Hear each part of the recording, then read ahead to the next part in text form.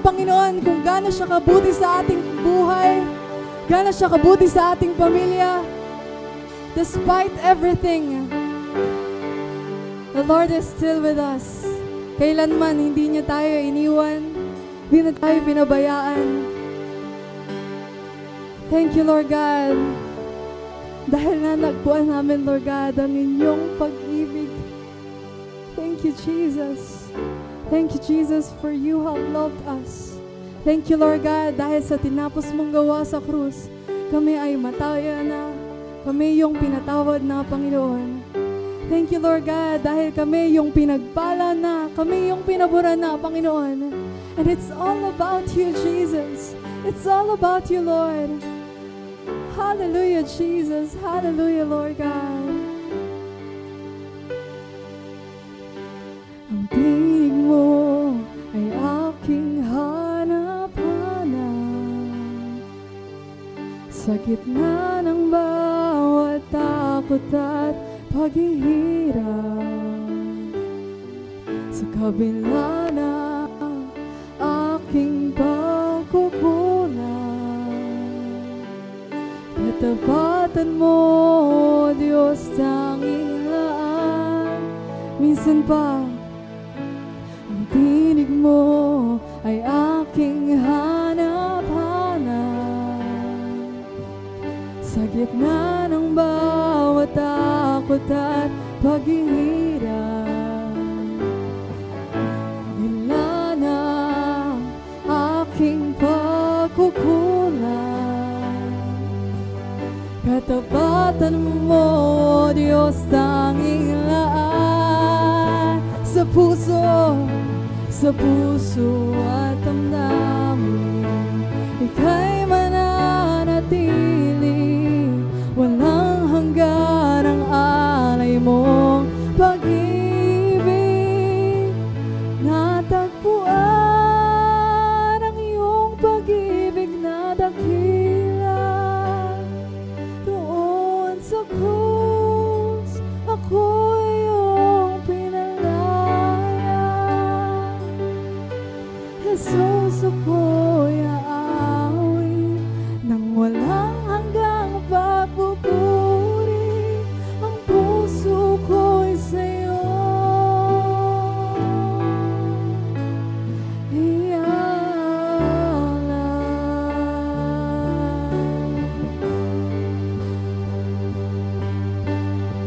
Jesus. Thank you, Lord. Panginoon, ikaw ang kaagapan. Kabutihan mo sa akin di nagkukulang. Panginoon, ikaw lang ang kailangan. Magpakailanman sa'yo ako'y mananahan. Sa puso at damdamin, ika'y mananatili. Walang hanggan ang alay mong pag-ibig. Natagpuan ang iyong pag-ibig na dakila. Doon sa krus, ako'y iyong pinalaya. Jesus, ako'y aawit nang walang hanggang pagpupuri. Ang puso ko'y sa'yo natagpuan.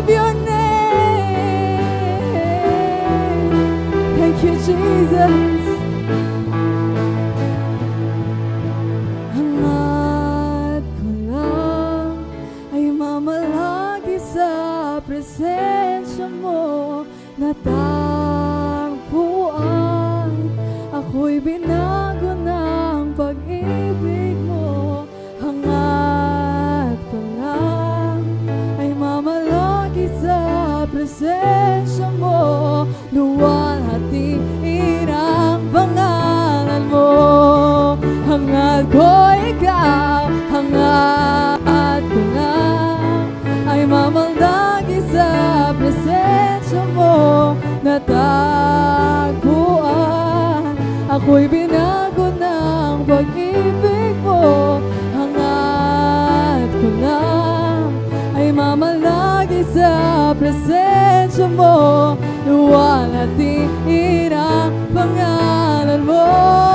Minsan pa, hangat ko lang ay mamalagi sa presensya mo. Natagpuan, ako'y binago ng pag-ibig mo. Hangat ko lang ay mamalagi sa presensya mo. Luwalhatiin ang pangalan mo. Ako'y natagpuan ang iyong pag-ibig na dakila. Doon sa krus, ako'y iyong pinalaya. Jesus, ako'y aawit nang walang hanggang pagpupuri. Ang puso ko'y sa'yo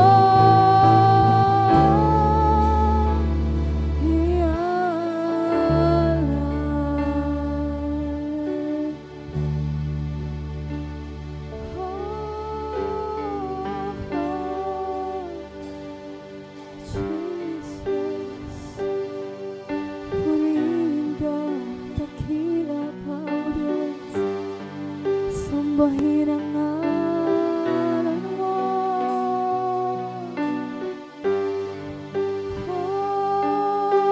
Jesus, itatanghal kita. Dakila ka, O Diyos, sambahin ang ngalan mo. Oh God, thank you, Jesus.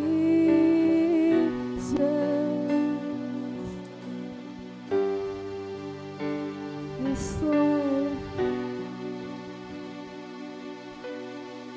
Patuloy ka naming pupurihin, patuloy ka naming sasambahin, Panginoon. Thank you, Jesus. Lord God, sa kabila ng lahat, Panginoon, alam po namin, Lord God, na kami ay iyong pinagpala na. Kami ay iyong pinabura na, Lord God. Kami ay iyong pinagaling na, O Diyos. Hallelujah, Jesus. Salamat, Lord God. Dahil kami ay malakas, kami ay malusog, kami ay masigla, kami ay iyong pinaburan, at kami ay mabubuhay ng mahaba. Hallelujah, Jesus. Sige, papalakpakan natin ang Panginoon. Yes, Lord God. And Lord God, we will continue to worship you. We will continue to sing your songs. It is so nice to worship you, oh God. Hallelujah, Jesus.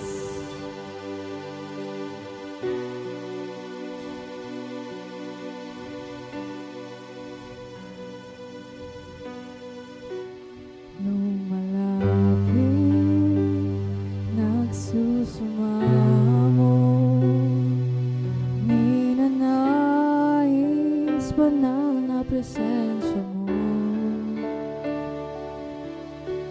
Inasam na ika'y maranasan.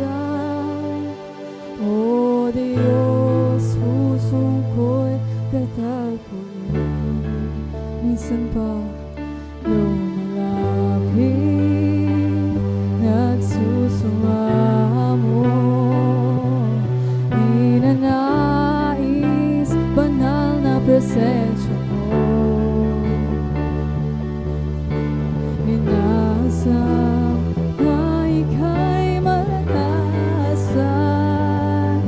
O Diyos, puso ko'y katapuin. Ang pagmamahal mo ay walang katulad. Sa buhay ko'y kailan may di na kulang. Ako'y namamangha sa'yo. Kadakilan, itatanghal kita. O Diyos, ikaw lamang.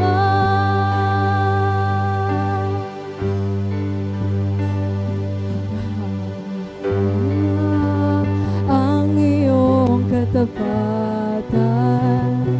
Ang kabutihan mo ay walang hanggan.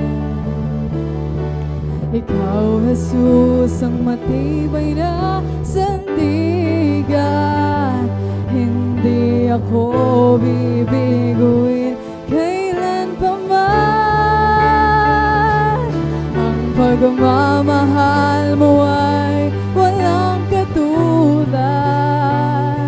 Sa buhay ko ay kailanman di nagkulang.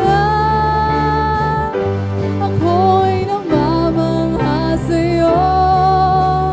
Kadakilat itatanghal kita, O Diyos, ikaw lamang. Mga kapatid, ang pagmamahal mo ay walang katulad.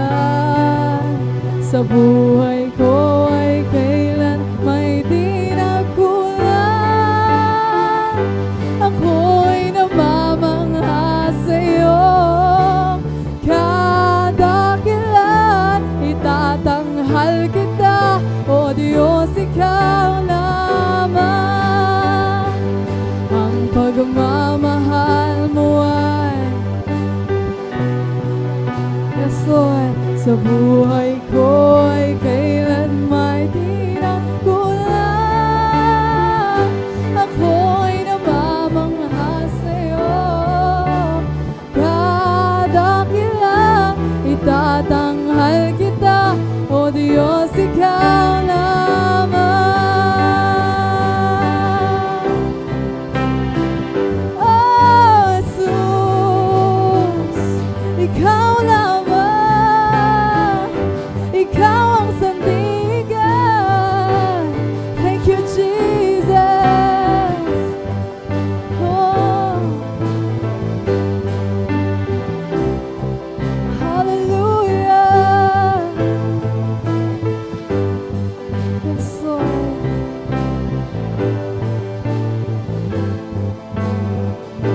Pangako mong tunay sa buhay ko ay siyang gabay, aking lakas at kalungan. Simula't katapusan, ikaw ang daan at ang tangi kong kaligtasan. Walang ibang itataas. Jesus, ikaw lamang. Pangako mong tunay sa buhay ko ay siyang gabay, aking lakas at kalungan. Simula't katapusan, ikaw ang daan at ang tangi kong kaligtasan. Walang ibang itataas. Jesus, ikaw lamang. Ang pagmamahal mo ay walang katulad. Sa buhay ko ay kailan may di nagkulang. Ako'y namamangha sa'yo. Kadakilat itatanghal kita, O Diyos, ikaw lamang. Let's worship the Lord. Sige po, ibukan natin ang ating mabig. Pasalamatan natin ang Panginoon sapagkat siya ay mabuti sa ating buhay. Kailan may di nagkulang. Ako'y namamangha sa'yo. Kadakilat itatanghal kita, O Diyos, ikaw lamang. Oh, Jesus, ikaw lamang.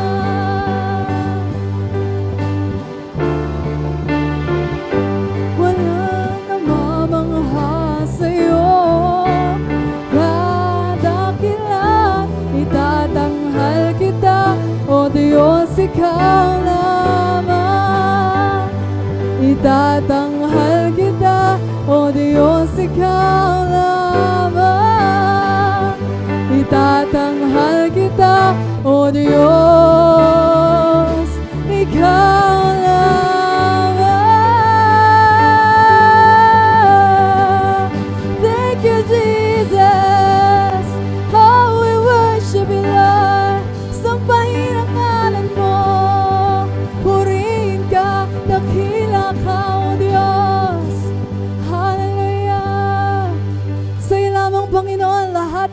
papuri at pagsamba.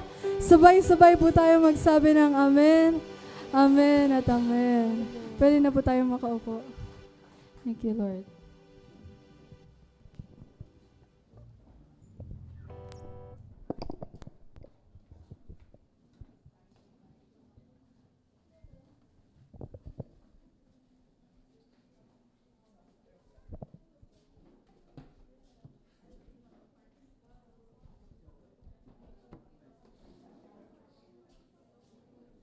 Ayan po, good morning sa bawat isa.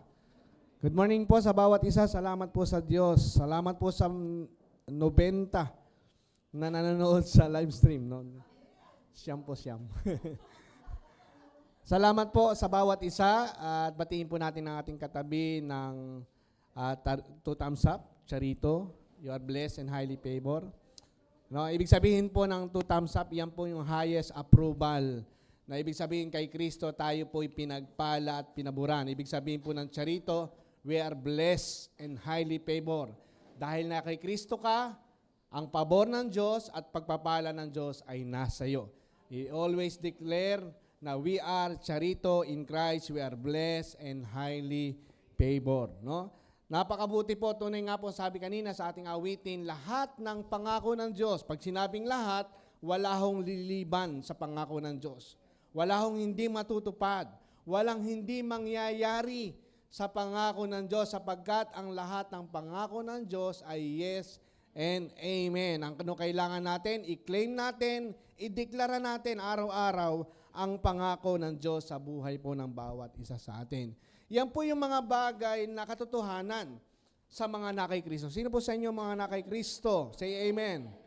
Kapag ikaw ay na kay Kristo, marami kang natanggap at patuloy pang natatanggap na mga pangako ng Diyos ayon sa salita ng Diyos. Siyempre, ang lahat ng ating pinanghahawakan kung ano yung mga nasulat sa Bible. No? Noong unang panahon sa Old Testament, ang pinanghawakan ni Abraham ay yung vocal, no? Yung sinabi ng Diyos. No? Yung pong sinabi ng Diyos sa kanya, wala pa hong nasusulat noon. Narinig niya sa Diyos ang pangako ng Diyos at ito'y kanyang pinanghawakan ngayon. Sa panahon natin ngayon, we are blessed and highly favored sapagkat ang Bible ay naisulat upang hanapin natin, upang angkinin natin ang mga pangako ng Diyos sa buhay po ng bawat isa sa atin. Okay, sa atin pong mga pinag-usapan, in Christ reality, ang katotohanan sa mga na kay Kristo, meron na po tayong natalakay na 18.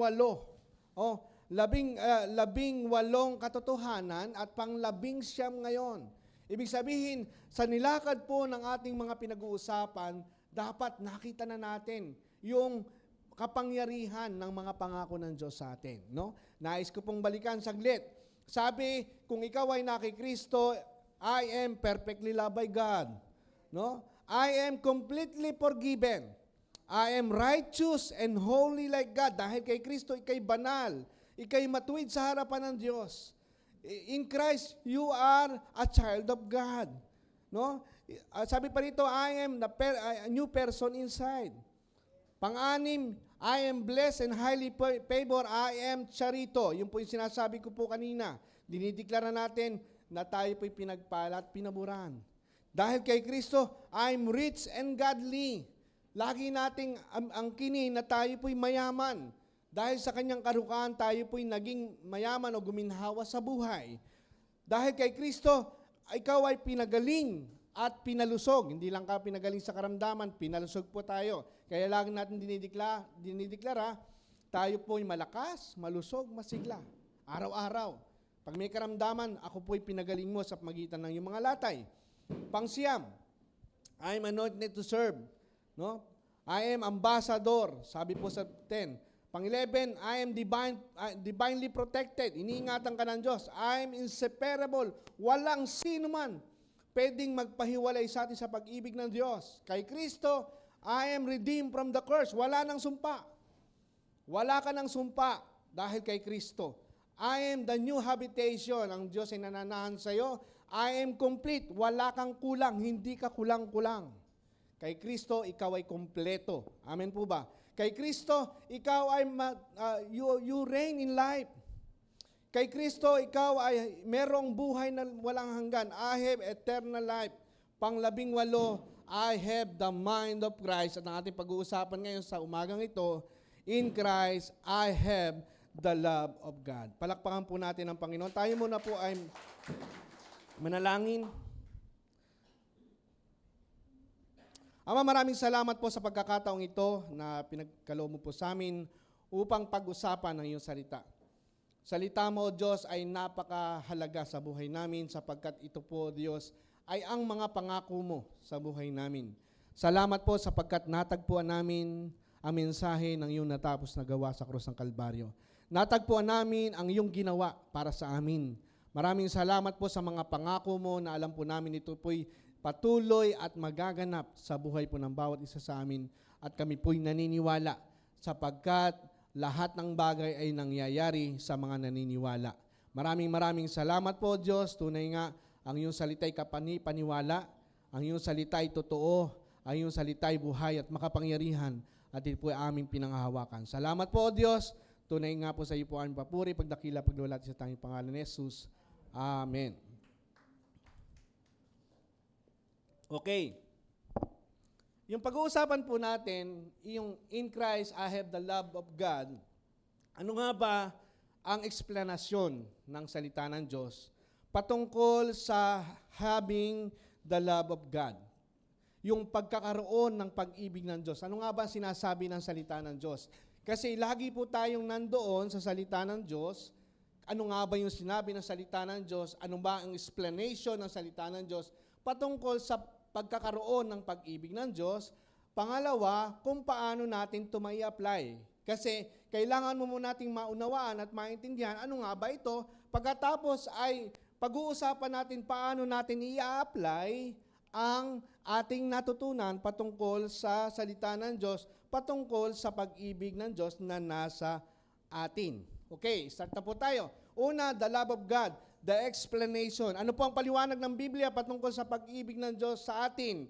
Sabi po ng Romans 5:5, and hope does not disappoint us because God has poured out His love into our heart by the Holy Spirit whom He has given us. Ano po sabi diyan? God has poured out. Sino po nag-pour out? Si God ang nag-pour out. Ang Diyos ang nagbigay sa atin. Hindi tayo ang nagbigay sa Diyos ng pag-ibig, kundi ang Diyos ang nagbigay sa atin. God has poured out His love into our heart. Siya ang naglagay. Ibinuhos, sabi doon, ibinuhos pa lang ba o ibinuhos na sa atin ng Diyos? Sabi doon, poured out. Sabi doon ay binigay na sa atin. Hindi kakulang sa pag-ibig. Tandaan po natin, nasa iyo ang pag-ibig ng Diyos, kailangan lang nating i-renew yung ating kaisipan. Ibig sabihin i-renew, magkaroon tayo ng tamang kaisipan patungkol doon sa pag-ibig ng Diyos sa atin. Hindi po natin, yung pong pag-ibig ng Diyos, anumang pong ang ating buhay, i-renew natin, na malaman natin na ang salita ng Diyos, ang pag-ibig ng Diyos ay idiniposito na sa ating mga puso. No? At mailalabas po natin yan at maipapakita natin sa taong nasa ating mga paligid. Bakit? Kasi meron tayo. Wala kang maibibigay sa tao kung wala ka. Pero ang ginawa ng Diyos, ibinuhos ng Diyos ang kanyang pag-ibig sa atin para mayroon kang mailabas. No? Meron kang maipakita, meron kang maipadama sa tao, kaya ang Diyos gumawa sa atin, ibinuhos na sa atin. Ang sabi po diyan, ang Greek word po ng pour out ay ekeo. Ibig sabihin po ng ekeo ay gas out, no? Yun po ang malapit na kahulugan ng ekeo sa Greek word ay ibig sabihin po na ekeo ay gas out at ito po ay rumaragasa, bumubulwak. Yung ibinigay sa atin ng Diyos, hindi basta ibinuhos. Yung pagbuhos sa atin, yung pour out po kasi understatement po yan. Ibig sabihin, hindi po yun eksakto. Ang gas out, ang pinakamalapit na ibig sabihin po nito ay rumaragasa, ibumubulwak na pag-ibig ng Diyos ang ibinuhos sa atin. Di po ba nakakatuwa? Hindi po konti lang. Parang isang baso nilagay mo sa isang pitsil. Hindi po ganon. no? Rumaragasa o bumubulwak ang pag-ibig ng Diyos na ito ay binuhos sa ating mga puso. Ang ikeyo po, tandaan po natin, perfect tense, complete action with ongoing result. Nung ibinuhos sa atin ng Diyos ang pag-ibig niya, hindi ho natapos doon. Ongoing, araw-araw. No? Araw-araw, meron tayong pag-ibig ng Diyos sa atin. No? Kung ang pag-ibig na ibinuhos sa atin, ito po ay may epekto, tandaan po natin, ang pag-ibig ng Diyos na nasa atin may epekto at nagpapatuloy ang epekto nito sa buhay natin. Ang ibig sabihin, ang love ng God ay hindi po passive na parang wala lang.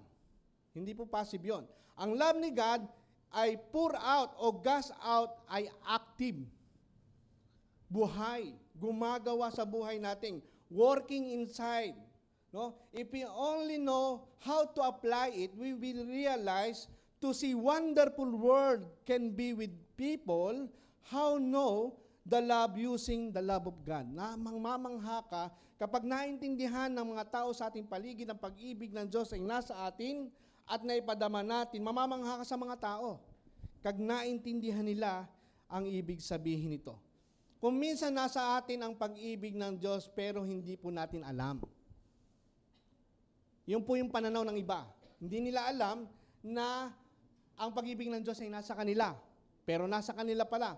Di ba nakaraan sabi ko, para pong isang tao na merong pera pero hindi alam na meron siyang pera. Di ba?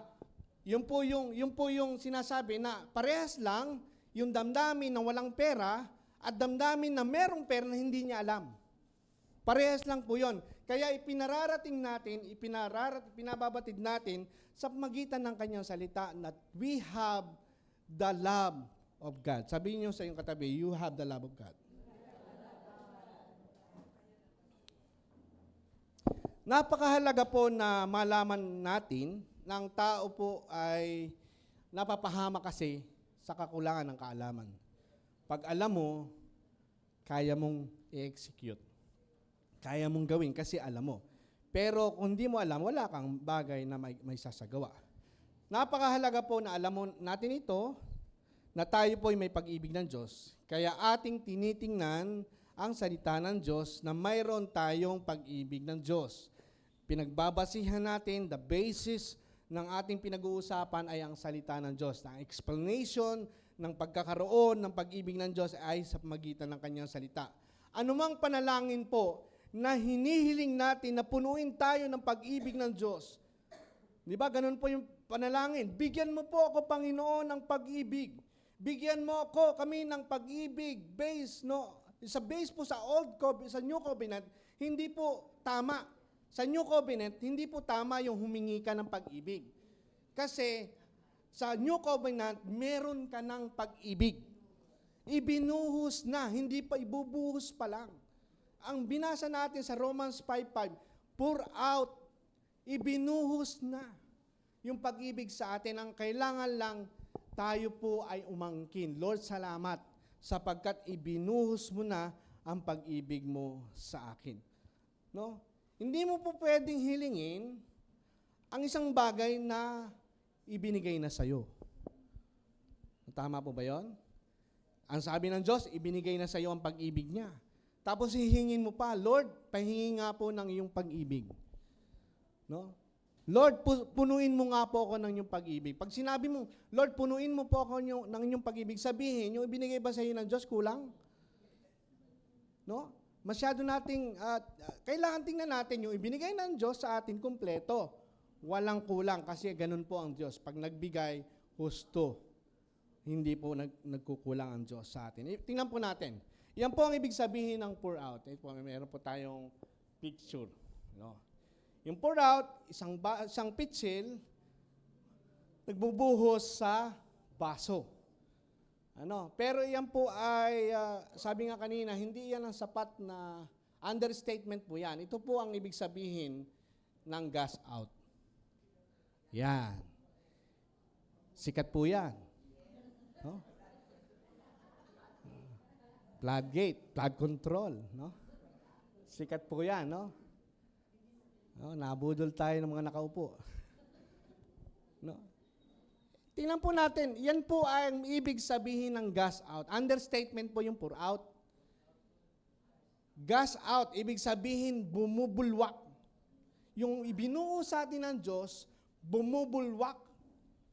Mapakalakas, dumaragasa yung pag-ibig ng Diyos na nasa atin. Hindi po tayo natutuwa doon? No? Naibuhos na ng Diyos ang kanyang pag-ibig sa atin, tulad po ng floodgate, binuksan ng Diyos. No? Ibinuhos sa atin. Tulad po ng tubig na rumaragasa sa buhay ng bawat isa sa atin. Ito ba ay tunay at totoo? Naniniwala po ba tayo doon? Tandaan po natin, walang sapat na salita na makapaglalarawan ng walang hanggang pag-ibig ng Diyos. Maaaring yung gas out, pinakamalapit yan. Pero ang pag-ibig ng Diyos, hindi mo pwedeng maipaliwanag na ibinuhos sa bawat isa sa atin. Amen po? Ang ibig sabihin na ibinuhos na, rumaragasa na ang pag-ibig ng Diyos sa atin, ibig sabihin, nasa iyo na. Sabi mo sa iyong katabi, nasa iyo na yan. No? The love of God is pour out o gas out. Sabi nga natin, yung pour out ay understatement. The original, the love of God has been gas out. Rumaragasa, bumubulwak ang pag-ibig ng Diyos na ibinigay sa atin. The truth is the love of God was gas out into our heart. Ang pag-ibig ng Diyos ay hindi basta binuhos lang, tandaan po natin, kundi ibinuhos ng Diyos ang kanyang pag-ibig na masagana, rumaragasa, bumubulwak, sobrang sagana yung pag-ibig ng Diyos na nasa atin. No? Tiyan po sa Romans 5:5 sa Greek word, yung pong gas out ay yung pong ibig sabihin ng ikeo, ang hope does not disappoint us because God has gas out His love into our heart by the Holy Spirit, whom He has given us. Ibinigay na po, hindi po ibibigay pa lang. No? Mga kapatid, nasa atin na po ang pag-ibig ng Diyos, hindi ka kulang sa pag-ibig. Hello? Yung mga naghahanap ng pag-ibig, kulang ng pag-ibig, kompleto po yung pag-ibig ng Diyos sa iyo. Hindi ka man ibigin ng sino man, ang Diyos hindi ka kakalimutan. Mahal na mahal ka ng Diyos at ang pag-ibig niya ay nasa iyo. Amen po? Ano ang dapat natin gawin? Kailangan natin maintindihan at maunawaan kung paano natin i-apply. Alam na natin, binuhos na sa atin ng Diyos ang kanyang pag-ibig. Paano natin ito i-apply sa atin? No? We already have the love of God in us. Therefore, everything we do for the Lord should be a natural overflow ng God's love sa buhay natin. Yung paglilingkod natin, yung mga bagay na ginagawa natin, natural na lang na lumalabas. Kasi punong-puno ka na. Ang isang baso, kapag punong-puno yan, hindi umaangat yung tubig, lumalabas po yan. Kasi punong-puno. Ano man ang ating gagawin, kailangan natural na umaapaw lamang ng pag-ibig ng Diyos na meron tayo. Hindi po natin kaya itong indiktahan o sabihin sa ating sarili, gusto ko mong umapaw. Talagang aapaw po ang pag-ibig ng Diyos sa iyo. Bakit? Kasi siya yung nagbigay sa iyo. Ibinuhos sa iyo. Sabi ng 1 John 4:19, we love because He first loved us. Tayo yung may ibig. Nasasabi natin, mahal ko kayo, Panginoong Diyos. Nasasabi mo sa iyong kapwa, mahal kita, kapatid. Bakit mo nasasabi yon? Because God, binigay na sa atin ang pag-ibig niya. We love because He first loved us. Hindi po tayo ang unang nagmahal. Wala tayong kapasidad na magmahal. Tandaan po natin, wala tayong kapasidad na magmahal. Hindi tayo ang unang yumakap. Bakit? Kasi spiritual na patay tayo. Niyakap tayo ng kanyang pag-ibig. Ang spiritual na patay ay tumanggap ng buhay at tumanggap ng pag-ibig ng Diyos. Kaya tayo po ay nabuhay. Nabuhay ang ating espiritu. Nung nabuhay ang ating espiritu, nagsimula itong tumibok. Kapag tumibok ang iyong puso. Nung tumanggap tayo ng pag-ibig ng Diyos, tumibok po ito, nagkaroon ng buhay, nagkaroon ng response sa pag-ibig ng Diyos sapagkat siya ang unang nagmahal sa atin, at dahil nasa atin ang pag-ibig ng Diyos, ngayon, tayo'y umiibig. Iniibig na natin ang Diyos, iniibig na natin ang tao sa ating paligid. Tingnan mo yung katabi, iniibig mo na yan. Ito'y ekspresyon lamang ng pag-ibig ng Diyos na ibinuho sa atin. Amen? Kaya hindi natin pwedeng ipagmalaki. Kasi patay tayo, hindi tayo marunong umibig. Kaya lang tayo na umiibig sapagkat ang Diyos ang unang umibig sa atin. Sabi ng 1 Corinthians 16:14, do everything in love. Ano ang motibasyon? Ano ang motivation natin para gawin ang lahat ng bagay na ito? Should be love. Love of God. Love for the people, love for the church, love for the unsaved, love for the sinners, ay sa magitan po ng pag-ibig ng Diyos na nasa atin. No, yun po yung nagmo-motivate sa atin na umibig. Ano man ang ating gagawin, ito po yung udyok ng pag-ibig. Ikaw ay nagbibigay, no, dahil ikaw ay umiibig. Tandaan po natin, kaya ka nagkakaloob, ikaw ay umiibig. Kaya ka sumasamba, sapagkat ikaw ay umiibig. Ikaw ay naglilingkod, ikaw ay nagsasakripisyo dahil sa pag-ibig. No? Pagka dahil sa pag-ibig ng Diyos, wala kang hinihintay na kapalit. Hello. Sapagkat kayo lang, no? Kaya mo lang maisagawa ito dahil sa pag-ibig ng Diyos na naibuhos sa iyo. Amen. Say amen. Naniwala po ba tayo doon? No? Lahat po ng ating ginagawa, paglilingkod, pagtulong sa church, no? Pagbibigay, sakripisyo, lahat ng yan hindi dahil sa atin. Lahat ng yan dahil sa uapaw na pag-ibig ng Diyos na nasa atin. 2 Corinthians 5:14, for Christ's love compel us, because we are convinced that one died for all, and therefore all died. And He died for all, that those who live should no longer live for themselves, but for Him who died for them and was raised again. Tingnan po natin. Tayo po'y hindi na nabubuhay sa ating sarili, tayo po'y nabubuhay na dahil sa pag-ibig ng Diyos. Ang pag-ibig ng Diyos ang nag-uudyok sa atin. The love of God compels us. Sabi po ni Apostol Pablo, ito po'y nagtutulak sa atin, na inspired tayo na maglingkod sa Panginoon, na inspired tayo na tumulong sa gawain ng Panginoon, na inspired tayo na mag-share ng gospel, ng word of grace sa buhay po ng tao, no? Dahil yung pag-ibig ng Diyos ay nasa atin, umaapaw.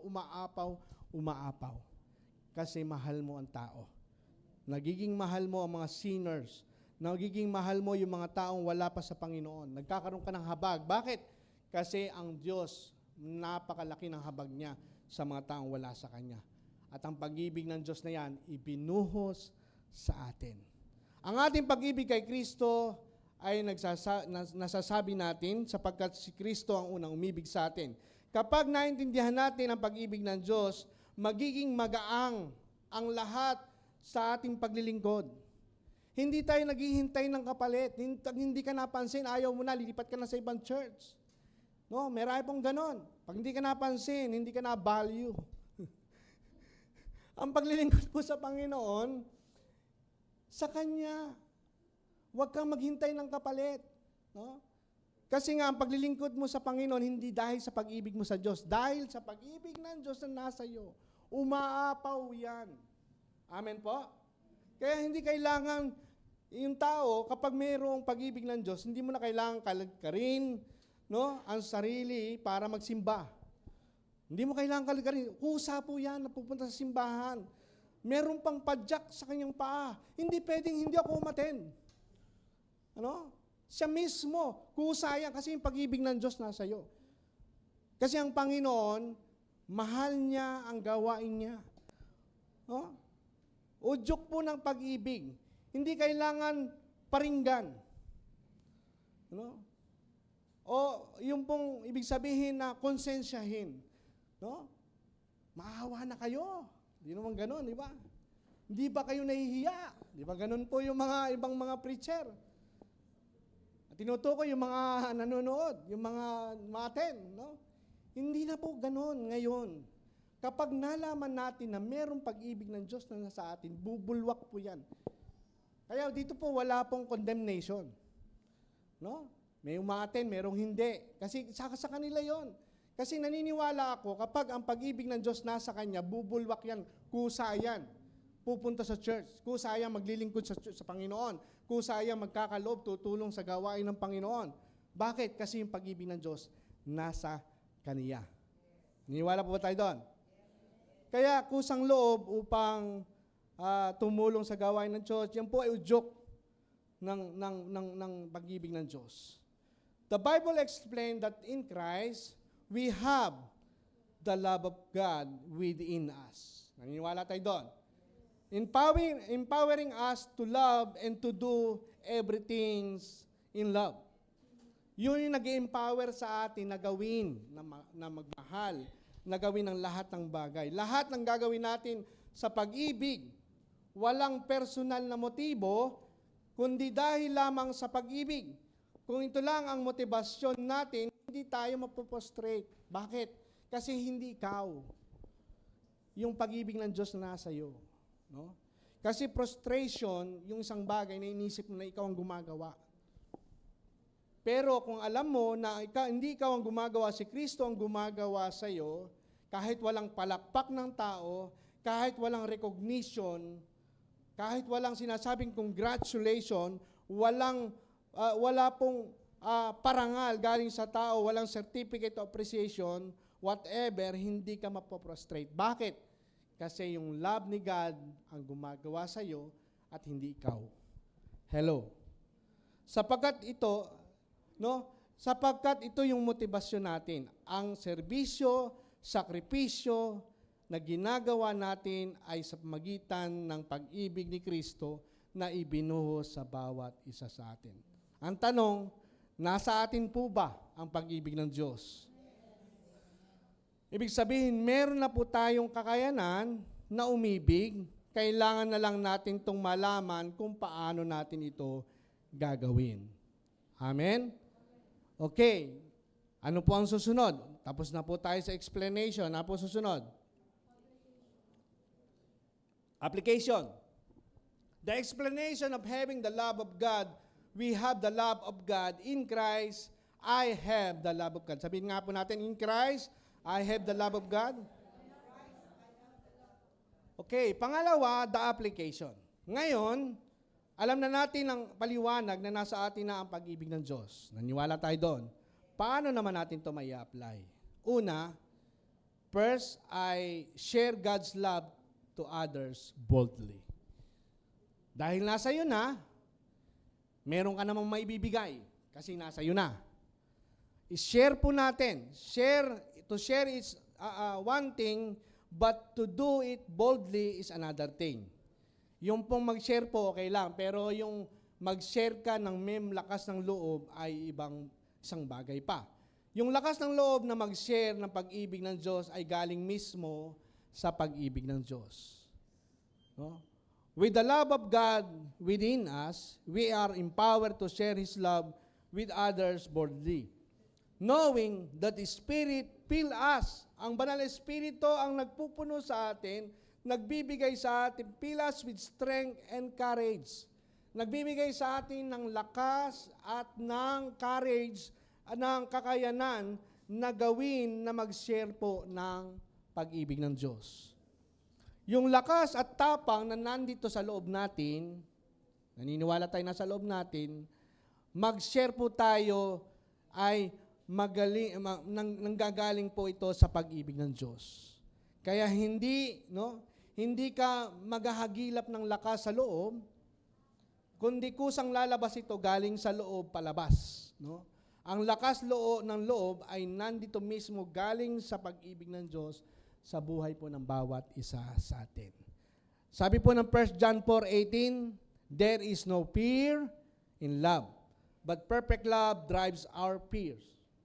Because fear has to do with punishment that one who fears is not made perfect in love. Wala hong kalakip na takot ang tunay na umiibig. Sino sa inyo tunay na umiibig? Hindi ka matatakot. Ano? Sa mag-asawa, hindi ho siya natatakot sa asawa niya, kundi nagmamahal. Tama po ba? Lagi kayong nagmamahalan sa isa't isa. Bakit? Kasi tunay yung pag-ibig nyo. Pag tunay ang pag-ibig mo, wala kang dapat ikatakot. Kapag nandoon ang pag-ibig ng Diyos, wala kang nerbiyos. Walang takot, lumalakas ang loob mo, mag-share na sa iyong mga mahal sa buhay. No? Hindi ka nahihiyang mag-share sa mahal mo sa buhay. Kailangan niya makilala si Kristo. Isipin po natin, kailangan po nilang marinig ang pagmamahal ni Kristo na tinanggap mo. Kung anong nasa iyo, yun lang naman ang sasabihin mo.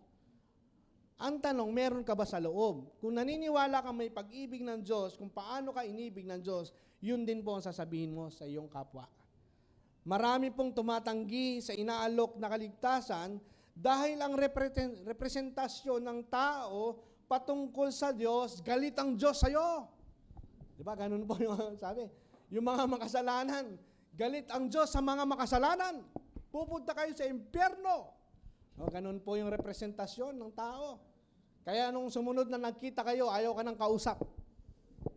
Bakit? Kasi yung galit ng poot, sabi niya, poot ang Diyos sa inyo, kayong mga makasalanan. Ang sabihin nung alingaw-ngaw, ikaw rin. Ganun po ang representasyon ng tao. Nagbabanta ang Diyos sa tao. Sinasabi nila, kayo makasalanan. Madalas narinig po natin sa pulpito, ikaw ay makasalanan, ikaw ay butangero, lasinggero, babaero, ikaw ay makasalanan. Ang sagot nila, Amen. Bakit? Alam naman nila yun eh. Alam naman nila yun kasi alam nila na nagkakamali sila, pero hindi yun ang paraan para iparating ang pag-ibig ng Diyos. No? Wala man lang magsabi sa kanila kahit anuman, ikaw ay nagkakasala, ikaw ay nagkakamali, mahal ka pa rin ng Diyos. Ba't meron man taong hindi nagkakamali? Di ba maliit at malaking kasalanan? Hello? Pero hindi tiningnan ng Diyos yung ating kasalanan. Ang tiningnan ng Diyos ay ang kanyang bugtong na anak na siyang nagbayad ng ating mga kasalanan. Hello? Naniniwala tayo doon? Kung malaman lang nila na mahal sila ng Diyos, kung malaman lang nila sa krus ng Kalbaryo, kinarga ni Jesucristo ang kanilang mga kasalanan. Kung malaman nila kung gaano kalaki, kalawak ang pag-ibig ng Diyos sa kanilang buhay, they would give it a try. Susubukan nila. Pero kung madidinig nila ay yung pangungutya, kung madidinig nila yung tinatawag na condemnation, hindi na po sila makikipag-usap sa inyo. Malayo pa lang. Naninag pa lang, ayaw nang makipag-usap sa iyo. Nagtatago na sa iyo. Bakit? Kasi, hindi pag-ibig ng Diyos ang binibigay mo sa kanila. Kailangan po lumakas ang loob natin, sabihin natin sa ating pamilya, sa ating kamag-anak, sa ating mga kaibigan ang tungkol sa pag-ibig ng Diyos, tungkol sa biyaya ng Diyos at tungkol sa tinapos na gawa ni Kristo.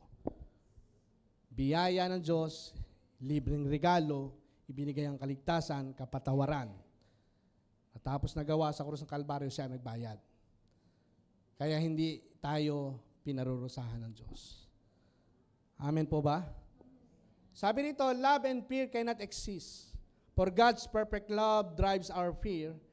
When we rest in His love, fear does not grip on us, freeing us to live fully and love deeply and share boldly. Ano? Yun po yung nangyayari sa atin.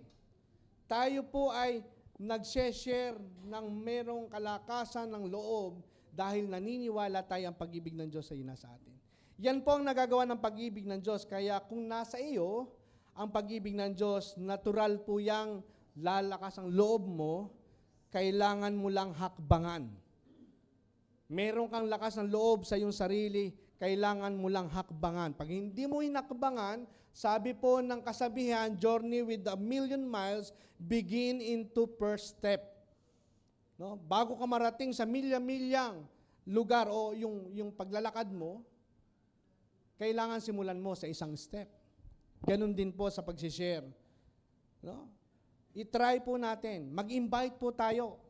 Mag-invite po tayo ng loved ones. Try to give it try po natin na sila iimbitahan. Pwede silang tumanggi. Totoo po yun. Sa una, tatanggi po sila. Ayaw ko doon. Baka hindi ako karapat-dapat doon. Totoo naman, wala naman karapat-dapat. Kahit tayo, hindi tayo karapat-dapat. No? Tatanggi sila. Pwede sila tumanggi sa una. Pero, palagi po natin sila iniimbita, hindi sila palaging tatanggi. Amen? Hindi po sila palaging tatanggi. Merong pagkakataon na sila ay pupunta sa church. Try lang ng try na mag-invite. Mag-invite lang tayo po na mag-invite. Sa una, tatanggi sila. Pangalawa, tatanggi sila. Pero malay mo, pangatlo, sila po ay papayag na at maririnig nila ang mensahe ng natapos na gawa ng Panginoong Hesukristo. Amen po ba? No, dahil hindi po babalik ang salita ng Diyos na walang kabuluhan. Amen? Amen. Pangalawa, ano ba yung pangalawa? Una, share God's love to others boldly. Lakasan natin ang ating loob na nasa atin ang pag-ibig ng Diyos. Kapag tinanggihan tayo, tandaan po natin, hindi tayo ang tinanggihan. No? Ang tinanggihan nila ay ang pag-ibig ng Diyos. Do not take it personally. Minsan, nagdadamdam tayo. Hindi tayo pinansin. Nireject tayo. Kapag nag-share ka, nireject ka, hindi ikaw ang nire-reject nila, kundi ang biyaya ng Diyos. Keep on sharing. Huwag po tayong matakot. Kailangan lang labanan natin ang takot pag ang panglaban sa takot ay pag-ibig ng Diyos. Naniniwala tayo doon. Pangalawa, forgive others freely. Hindi madali po ang magpatawad. Tama? Sino sa inyo ang nadalian magpatawad? Nagkasala sa iyong tao. Hindi madali. Hindi madali magpatawad. Pero ang totoo, imposible ang magpatawad kapag wala kang pag-ibig ng Diyos. Pero yung imposible, nagiging posible, nagagawa mo ito dahil sa pag-ibig ng Diyos. Amen po ba? Saga ng ating sarili, sa bagsak nating kalalagayan, hindi natin kaya. Pero dahil po sa pag-ibig ng Diyos na bumubulwak, binuo sa atin, sinabi, bumubulwak sa atin, makakaya po natin ito. Pero sabi ng iba, ang Diyos lang ang pwedeng magpatawad. Hindi ko kayang magpatawad. Ang Diyos lang ang pwedeng magpatawad. No? Pero tingnan po natin, yung taong ganito nagsasabi, matindi yung taong ito, hindi niya kaya magpatawad. Kung ang Diyos nga kaya magpatawad. Yung tao hindi kaya magpatawad, mas matindi pa sa Diyos.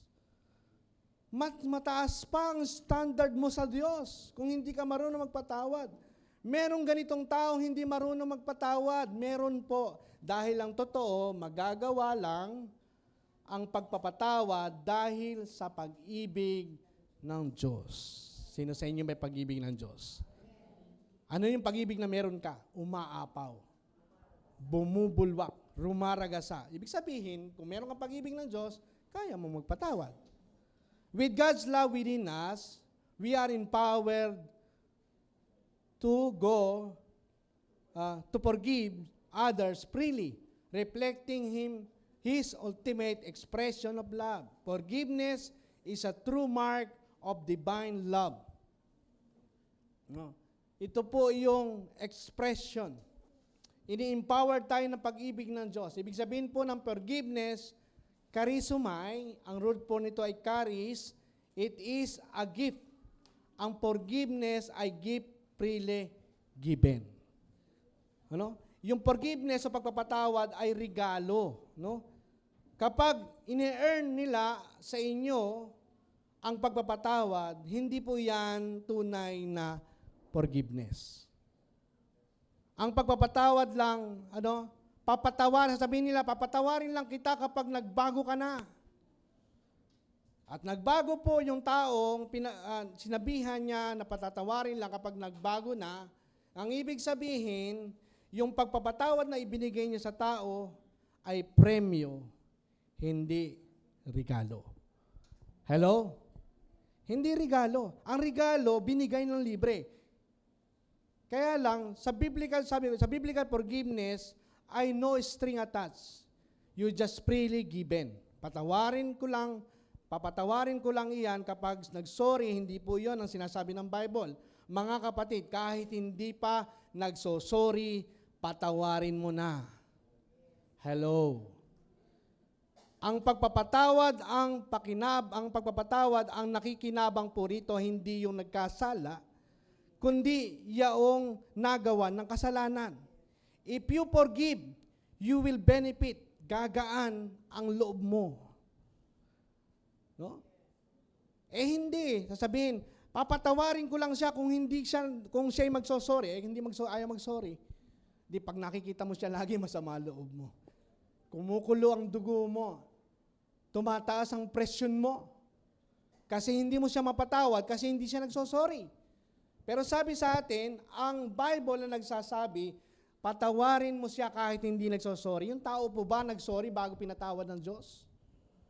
Ang sabi ng Panginoon, Ama, patawarin niyo po sila sapagkat hindi nila alam ang kanilang ginagawa. Hindi ho nagsorry ang tao sa Diyos sa pag-alipusta sa kanyang bugtong na anak. Pero sabi ng Panginoong Jesucristo, Ama, patawarin po sila sapagkat hindi nila alam ang kanilang ginagawa. Ano yung sinabi ng pag-ibig niya sa tao? Ano ang meron tayo? Pag-ibig ng Diyos na bumubulwak sa atin. Sasabihin ng iba, hindi ko pa kayang patawarin. Hindi ko pa kayang magpatawad. Masama pa ang loob ko. Aantayin ko munang mawala ang sama ng loob ko, saka ko siya patatawarin. Hindi po magagawa ito. Hindi mawawala ang sama ng loob mo hanggat hindi ka nagpapatawad. Halo. Bakit hindi mo baligtarin? Tandaan po natin, magpatawad ka muna. Pag nagpatawad ka, mawawala na ang sama ng loob mo sapagkat ang sama ng loob mo ay nandoon pa rin kapag hindi ka nagpatawad. Hello. Ang pagpapatawad po, tandaan po natin, ang pagpapatawad ay desisyon, hindi emosyon. Hello? Diba, meron pong gano'ng istorya. Nadinig ko po yon kay Peter Tanchi, yung kanyang anak ay na-rape. Pinuntahan niya yung na-rape, nahuli.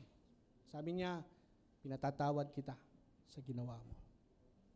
Hindi naman humingi pa ng sorry. Pinatatawad kita sa ginawa mo sa anak ko. Kaya lang, siyempre, merong hustisya. No? Pero sa kanyang loob, pinatawad niya yung gumawa ng masama sa kanyang anak. Kailangan nating magdesisyon. Hindi po ito emosyon. Hindi ka makapagpapatawad dahil you feel. Nagpapatawad ka because you decide to do so. Hello.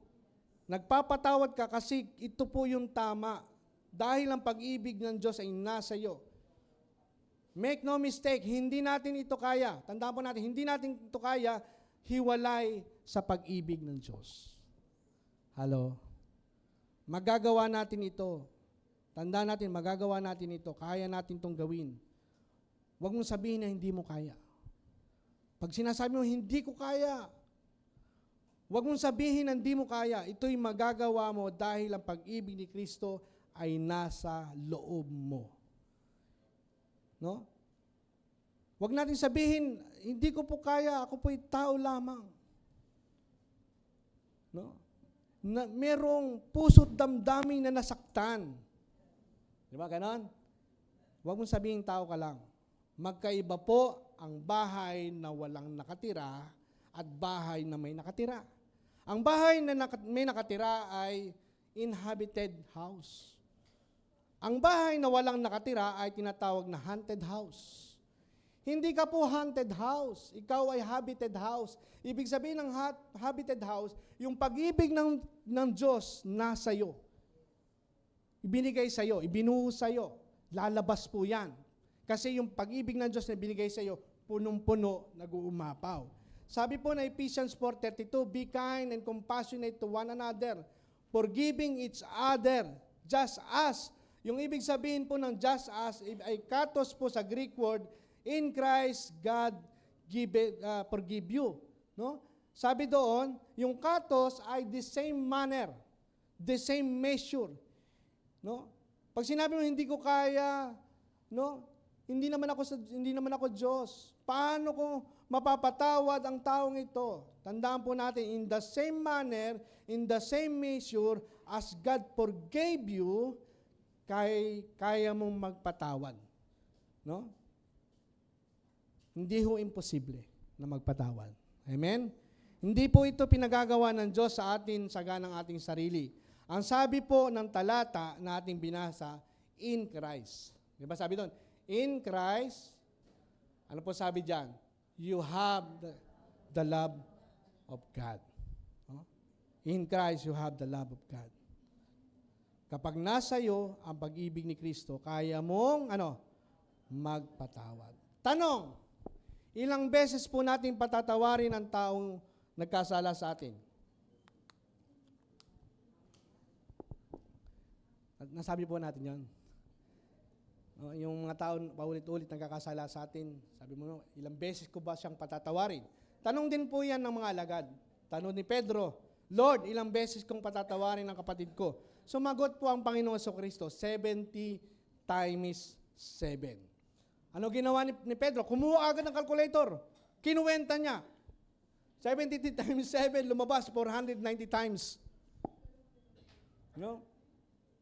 Kung ito po'y literal, ito ang ibig sabihin, patawarin mo ang kapwa mo 490 times on the same mistake. Yung isang pagkakamali, 490 times mo siya patatawarin. Isa lang yon. No? Kung iyon ang ibig sabihin, hindi ito sa bilang, tandaan po na hindi ito sa bilang, kundi ang ibig sabihin po, tuloy na pagpapatawad. Habang nagkakamali ang iyong kapatid, habang nagkakasala ang iyong kapwa, magpatawad ka lang ng magpatawad. Kapag walang hanggan ang pagpapatawad ng Diyos, tandaan po natin, sapagkat walang hanggan ang pagpapatawad ng Diyos, hindi natatapos ang pagpapatawad ng Diyos sa atin. Kinalimutan na nga ng Diyos ang ating mga kasalanan. Hello, malupit pa ba tayo sa Diyos? Kung ang Diyos kayang magpatawad, bakit hindi natin kayang magpatawad? Kung ang pag-ibig ng Diyos ay nasa atin, bakit hindi natin kayang magpatawad? Tandaan po natin, ang pag-ibig ng Diyos ay nasa atin. Saan natin kukunin yung lakas ng loob magpatawad? Doon sa pag-ibig ng Diyos. Hindi ka pwedeng sumalok sa balon nang walang laman. Ikaw po ay balon na puno ng pag-ibig ng Diyos. Amen? Naniniwala tayo doon? Ikaw ay balon ng pag-ibig ng Diyos. Dito ka sasalok ng timba-timbang pagpapatawad mula sa rumaraga sa bumubulwak, saganang-saganang pag-ibig ng Diyos na ibinuhos sa iyo. Naniniwala po ba tayo doon? Sa lahat ng naniniwala, say amen. You are not empty, you cannot pour out from the empty pitcher. No? If you are not empty, no, sabi doon, you cannot pour out from the empty pitcher. Hindi ka po walang laman. Puno ka ng pag-ibig ng Diyos. Amen? Ang susi na nasa sa salita ng Diyos, in reality, in Christ. No? Kapag tayo po ina kay Kristo, may pag-ibig ka ng Diyos. Ito ang realidad na pinag-uusapan po natin. If you are in Christ, you have the love of God. The love of God is enable you to forgive freely, walang kondisyon. You just do it freely, tulad ng Diyos. Pinatawad tayo, walang kondisyon. Biyaya ng Diyos ang pagpapatawad sa atin. Amen? Hindi ko sinabi ng Diyos, pag patatawarin lang kita pag mabuti ka ng tao. Patatawarin lang kita kapag ikaw ay gumawa ng mabuti. Binago mo ang buhay mo. Hindi po sinabi ng Diyos. ang Diyos ang nagsabi, no, namatay siya para sa atin kahit nung tayo po ay makasalanan pa. Kasi alam ng Diyos, hindi natin kaya. Kaya binigyan niya tayo ng pag-ibig. Freely forgiving others is one of the highest way we can express God's love, no? In us. Maraming paraan ma-express ang pag-ibig ng Diyos. Subalit, isa sa pinakamataas na ekspresyon ng pag-ibig ng Diyos ay ang magpatawad, because to forgive is divine. Maka-Diyos po ang pagpapatawad. The devil cannot do it. No, cannot do that. Only God can do that. If we are children of God, we can do that. May express po natin, no, ang pag-ibig ng Diyos. We expressing to the world that we are the children of God. Wala tayong kapasidad gawin ang hiwalay sa pag-ibig ng Diyos. Hindi pinagagawa ng Diyos sa atin ang isang bagay na hindi niya tayo ini-empowered. Para magawa ito, ang Diyos po ang gumagawa sa atin. Nasa atin ang pag-ibig ng Diyos, kaya natin magpatawad dahil sa pag-ibig ng Diyos. Amen? 1 Peter 4:8, pakibasa.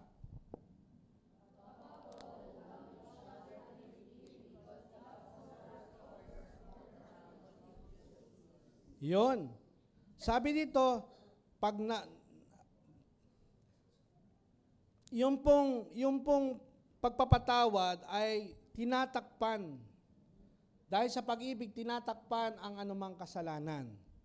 No, minsan, ganyan po ang nangyayari. Minsan sa mag-asawa, ay nagkakaroon ng mga awayan. Sino po sa inyo ang mag-asawang hindi nag-aaway?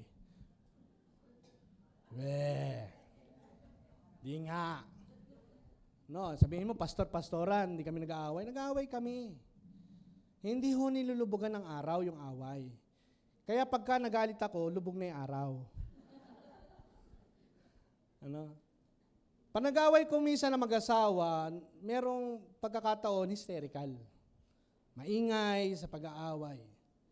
Meron naman madalas, sila ay nagiging historical, pilit na ibinabalik ang kasalanan noon nakaraan.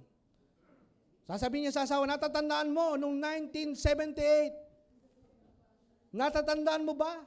Di ba ganon? Minsan, binabalikan yung nagawa sa kanya. Kaya hindi ka makamove on dahil yung sa iyong sama ng loob, hindi mo kinakalimutan yung mga nagawa sa iyong kasalanan.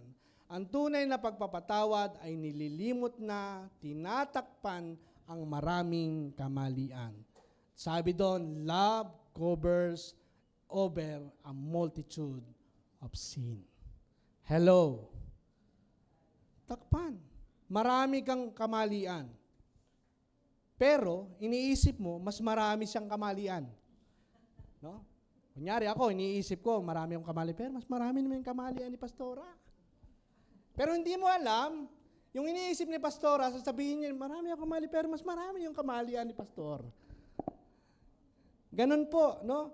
Pero hindi nyo naiisip, alam ng Diyos na parehas kayong maraming pagkakamali. Pero, minahal tayo ng Diyos. Inibig tayo ng Diyos, pinatawad tayo ng Diyos. Hello? Kalimutan na ang sugat ng kahapon, sapagkat ang kahapon ay natapos na, lumubog na ang araw.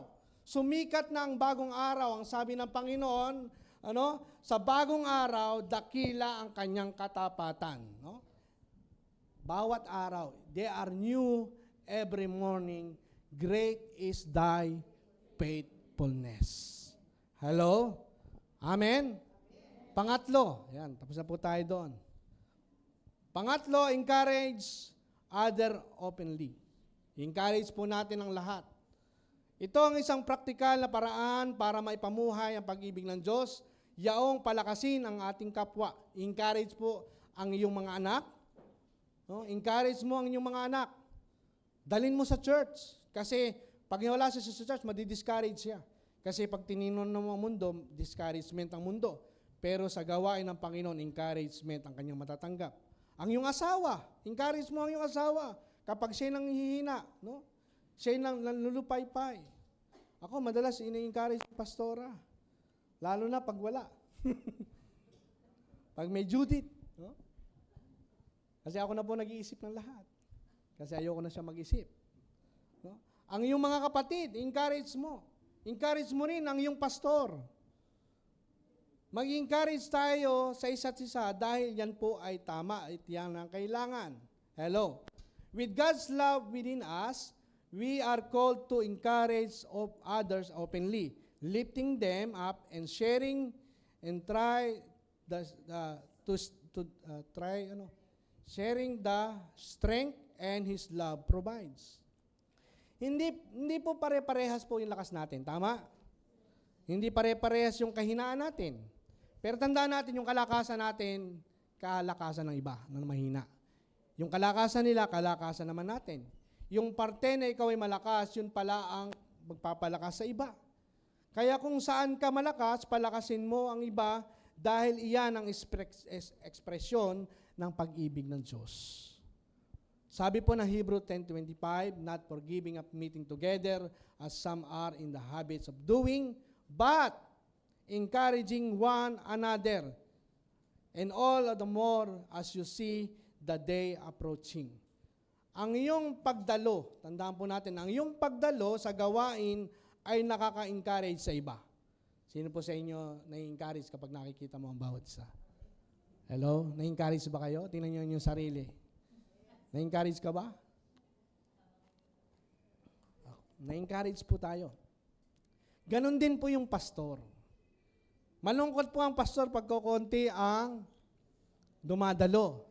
Kasi kukunti ang offering. Hindi po yun, hindi po. Joke lang. Na-encourage po siya. Bakit? Kasi naniniwala siya sa tinawag ng Diyos.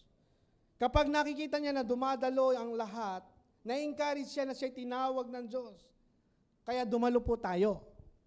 Sino sa'yo na-encourage sa pag dumadalo isa't isa? Kaya lagi po tayong dumalo. No? Lagi po tayong dumalo.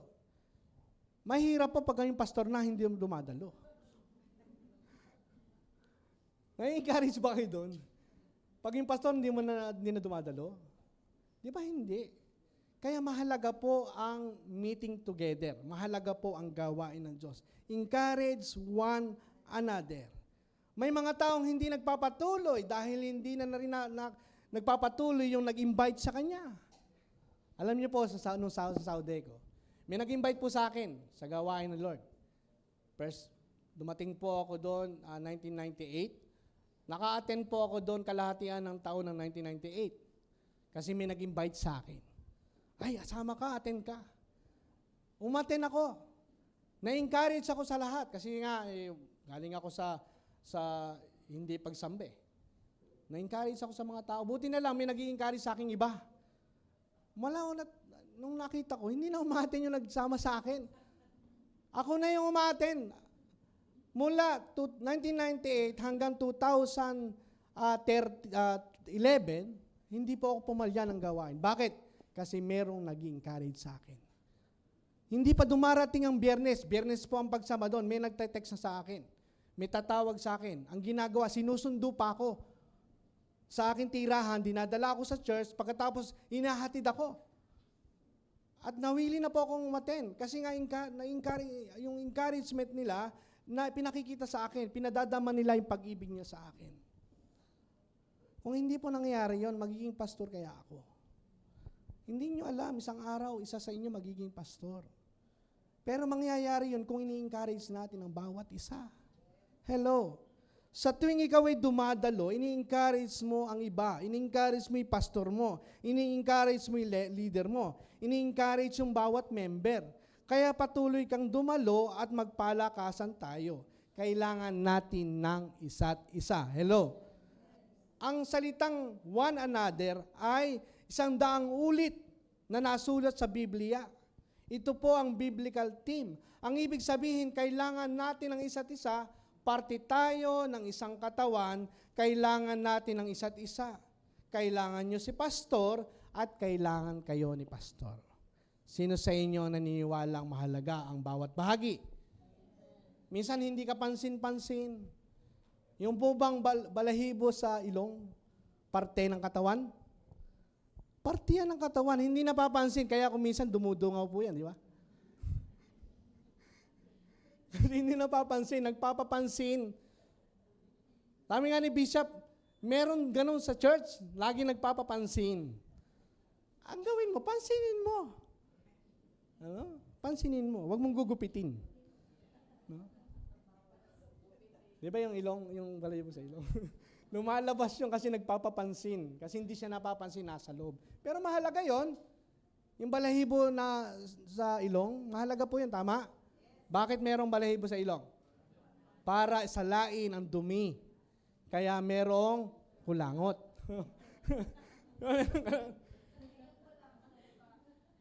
Ganon din sa tenga. Di ba merong balahibo din yan? Kaya may tulala. Ha? Tulili? Tutuli.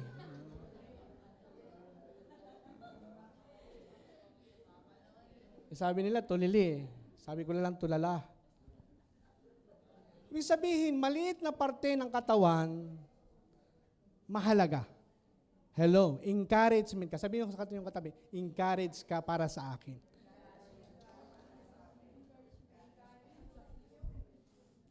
Dahil nasa atin po ang pag-ibig ng Diyos, no? Dahil po nasa atin ang pag-ibig ng Diyos, gawin po natin ito. Encourage one another. Pang-apat, rest in God's love securely.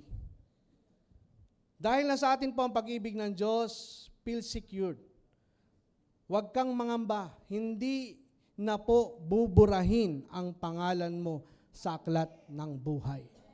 Hello? Nakadinig na po ba kayo? Pag hindi ka dumalo, buburahin ang pangalan mo sa aklat ng buhay. Dumalo uli. Sinulat uli. Ganun po ba ang Diyos? Bura, sulat. Bura, sulat. Di ba ganun po yung pag hindi ka nagbigay. Di ba meron ganun sa Facebook, nakakita mo yung malupit na pastor. Ikaw, ginaganon pa. Pinapangalanan. Lupit nung pastor na yan. Sa biyaya, wala pong condemnation. Mahal na mahal tayo ng Diyos. Sa kabila ng lahat ng ating pagkukulang, mahal ka ng Diyos. Feel secure. Hindi ka nahahatulan. Hindi ka nahihiwalay sa Diyos. Hindi ka mahihiwalay. Feel secure sapagkat yan ang pag-ibig ng Diyos. Walang makakagaagaw sa atin sa kamay ni Jesus. Walang makakagaw sa atin sa kamay ng Ama. Hello. With God's love within us, we can rest secured, knowing that His love is constant and unshakable. Yung pag-ibig ng Diyos constant, hindi pa bago-bago. Ano? Una, mahal ka ng Diyos. Nagkamali ka, hindi ka na mahal. Mahal ka na naman ng Diyos, hindi ka na naman mahal. Sinulat, binura. Sinulat, binura. Hindi po laban, bawi. Hindi po ganun ang Diyos. Hindi po ganun ang Diyos. Ang Diyos, ang pag-ibig niya constant, ang pag-ibig niya unshakable. Hindi nagbabago ang pag-ibig ng Diyos. Huwag po tayong magkakamali dito. Hindi ka minahal ng Diyos sa katangiang taglay mo. Ang sabi ng Biblia, tayo minahal ng Diyos nung tayo'y makasalanan pa. Wala ka pang napapatunayan. Wala ka pang offering. Wala ka pang service. Nandun ka pa sa kasalanan, minahal ka na ng Diyos. You did not earn His love. You did not earn by works. Kapag hindi natin in-earn by works, you cannot lose by works. Ang kaligtasan hindi po natin in-earn sa pamagitan ng gawa, ito po'y biyaya ng Diyos, kaya hindi mo pwedeng maiwala. Ang ibinigay sa'yo ng libre, hindi dahil sa ginawa mo, hindi mo maiwawala sa iyong ginawa. Hello. Grabe po ang pag-ibig ng Diyos. Amen? Niyakap tayo sa ating karumihan. At dahil dito, we are secured sa pag-ibig ng Diyos. Pag binasa po natin ang Romans chapter 8, ang unang text po doon, lahat ng nakay Kristo, there is no condemnation, no, for those who are in Christ.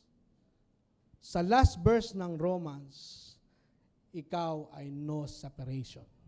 In Christ, wala ka nang hiwalay. Hindi ka na mahihiwalay. Romans 8:38, for I am convinced that neither death nor life, neither angel nor demon, neither present nor future, nor any power, neither height or depth, nor anything else in all creation will be able to separate us to the love of God, thus in Christ Jesus our Lord. No separation. No condemnation. Una, chapter 8, sa huli, no separation. In Christ, I am inseparable from God. Sabihin po natin, in Christ, kung hindi ka mahiwalay, secure ka ba? Secure ka. Ano? Secure ka.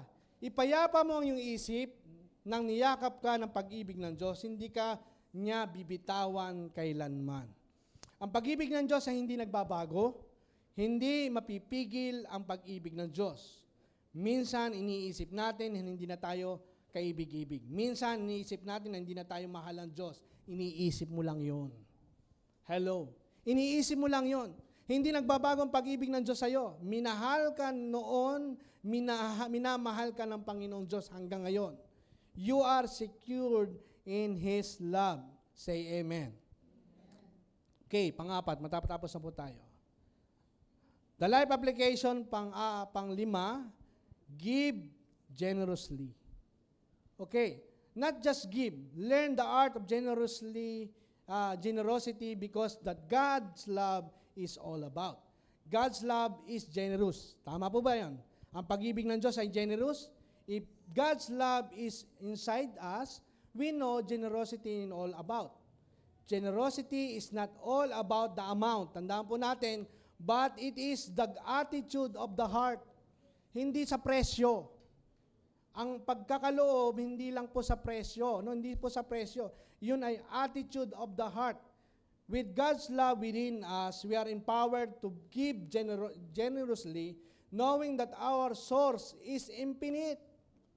Yung source natin, walang katapusan, hindi na nababawasan. Laging rumaragasa. God's love is a transform our giving into an act of love, of gratitude. Yung pagbibigay natin dahil sa pag-ibig ng Diyos, nagiging tama ang motibo. Ang pagbibigay hindi na obligasyon. Hello. Yung pagbibigay natin hindi na obligasyon. Ay, obligasyon ko kasi. Kaya minsan masama loob mo pero kailangan mong gawin kasi alam mo, obligasyon. Hindi po obligasyon. It become natural overflow of love and gratitude. Overflow of love. Bakit ka nagbibigay? Kasi alam mo na pinagpala ka ng Diyos. Pinaburang ka na ng Diyos. Hindi ka nagbibigay para mapagpala. Kaya ka ngayon nagbibigay, nagkakaloob, tumutulong sa gawain ng Diyos kasi pinagpala ka na ng Diyos. At dahil alam mo na pinagpala ka ng Diyos, hindi po napuputol yung blessing ni God. Dadaloy po yan, dumadaloy po yan, rumaragasa ang pagpapala ng Diyos. Sino sa inyo nakatanggap ng rumaragas ang pag-ibig ng Diyos? Sino sa inyo pinagpapala ng Diyos araw-araw? Kasi nga, dahil nag-overflow ang pag-ibig ng Diyos sa iyo, dighay na lamang ang lumalabas sa iyo dahil binusog ka ng pag-ibig ng Diyos. Di ba pag kumain ka, nabusog ka, ano nangyayari? Dumidighay ka. Bakit? Kasi umaapaw. Yung hangin sa loob, dahil puno na ng pagkain, dumidighay ka. Kasi apaw na. Amen? Mahirap yung apaw na apaw. Ibang hindi na hudigay yun. Alam niyo na yun. Ibig sabihin, kaya hindi na kailangan pong tinatakot ang sinuman o pinagbabantaan. Kaya sa church na ito, wala po kayong marinig. Pag hindi ka nagbigay, hindi naman ganun, di ba? Ganun po ba? Parang nakakarinig ka ng ganun, di ba? No? Nakita nyo ba yung pinapagawa sa taas? Umakit ka na ba? Di ba? Natatawa si Brad, nakita ko yun sa Facebook na lupit.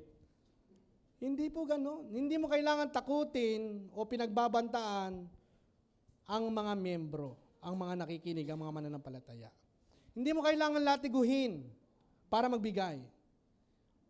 Pinagbabantaan pa. Kapag hindi ka nagbigay, papaluin ka ni Lord.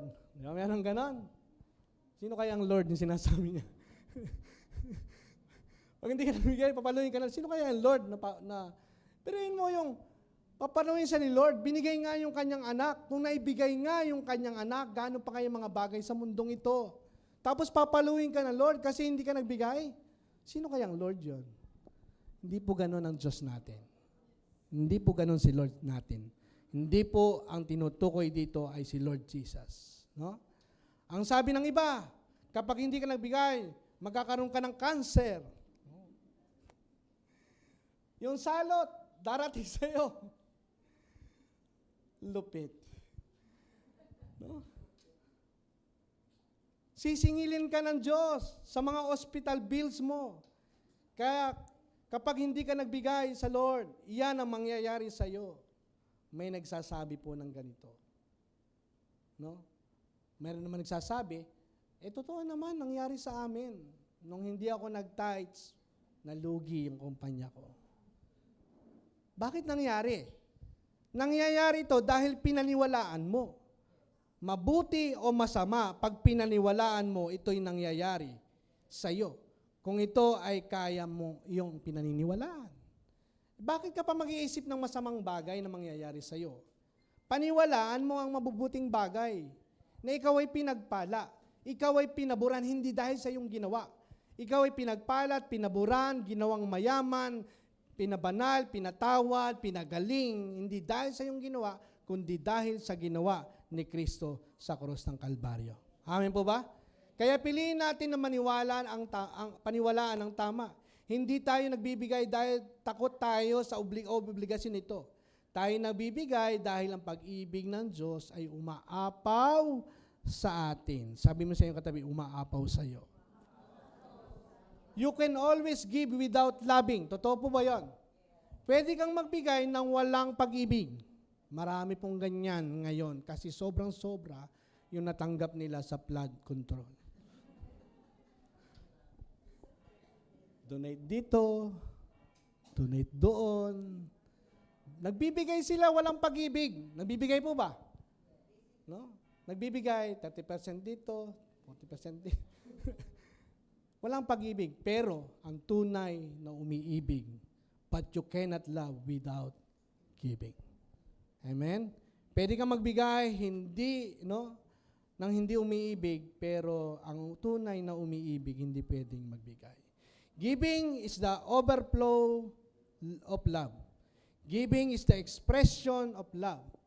Hindi dapat pinipilit ang taong magbigay, dapat ma-realize niya na nasa atin ang pag-ibig ng Diyos. Ito'y udyok ng pag-ibig ng Diyos na nasa atin. Sabi po ng Luke 7:47, therefore I say to you, her sin which many are forgiven, for she loved much. But to whom little is forgiven, the same love little. Tingnan po natin, kapag alam natin kung paano tayo pinatawad ng Diyos, no?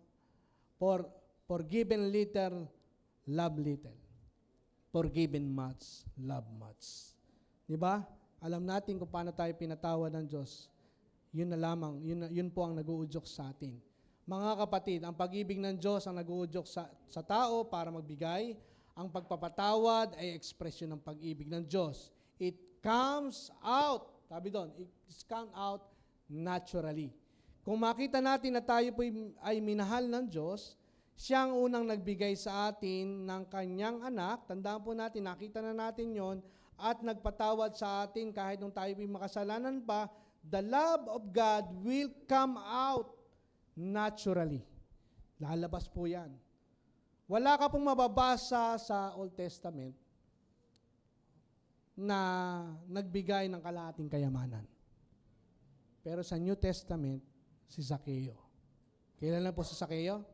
Si Zaccheo, nang maranasan niya ang pag-ibig ng Diyos, sabi niya, Zaccheo, bumaba ka dyan. Kasi nga nadinig niya na parating nga ang Panginoong Jesucristo, umakit siya sa puno ng sikomoro. Ang sabi ng Panginoon sa kanya, Zaccheo, bumaba ka dyan, pupunta ako sa bahay mo. Wala pong tao, wala hong Hudyo ang pumapasok sa bahay niya. Kasi tinuturing po si Zaccheo na masamang tao, isang maniningil ng buwis, tax collector. Itinuturing siyang masama at makasalanan. Pero pagdating ng Panginoong Jesucristo, nagpakita ang Panginoon Kristo ng biyaya. Hindi karapat-dapat, ginawang karapat-dapat. Pumunta ang Panginoong Hesus sa kanyang bahay. Pinadama ang pag-ibig ng Diyos. Kaya anong sabi ng Sakeo? No? Ang sabi ng Sakeo, kalahati ng aking kayamanan, ibibigay ko sa dukha. Kung ako'y may nadaya, 4 na ulit kong ibabalik ang aking nadaya sa kanya. Bakit niya nagawa yon? Kasi natanggap niya yung pag-ibig ng Diyos. Natanggap niya ang biyaya ng Diyos. Ganon din po sa atin. Kapag natanggap natin at naniniwala tayo ang pag-ibig ng Diyos sa atin, minahal niya tayo kahit hindi tayo kaibig-ibig, naturally, no, ang pagbibigay sa Diyos ay hindi po sa pilitan. Ito po ay overflow. Grabe po ang pag-ibig ng Diyos kapag naramdaman ng tao ang pag-ibig ng Diyos, ang yakap ng Diyos, pagmamahal ng Diyos, giving comes out naturally. Nung marinig po ng Panginoon, ang sinabi ni Sakeo, ang sabi ng Panginoon, today, salvation has come into this house. Ang serbisyo ay hindi para tumanggap ng kaligtasan. Ang serbisyo ay patunay na tinanggap natin ang kaligtasan. Natanggap natin ang kapatawaran, natanggap natin ang pag-ibig ng Diyos. Lastly, si Maria Magdalena. Si Maria Magdalena po ay isang makasalanan. Siya po yung tinuturing na isang makasalanang babae. Nang maranasan po niya ang pag-ibig ng biyaya ng Diyos, siya ay nagserbisyo. Anong ginawa niya? Pinusan niya ng pabango ang Panginoong Jesucristo. Pinunasan niya, binasa niya ng luha ang kanyang paa ng Panginoong Jesucristo. Pinunasan ng buhok, ibinuhos ang pabango sa kanya na 1 taong sweldo ang halaga. Bakit niya nagawa yun? Kasi una niyang natanggap ang pag-ibig ng Diyos.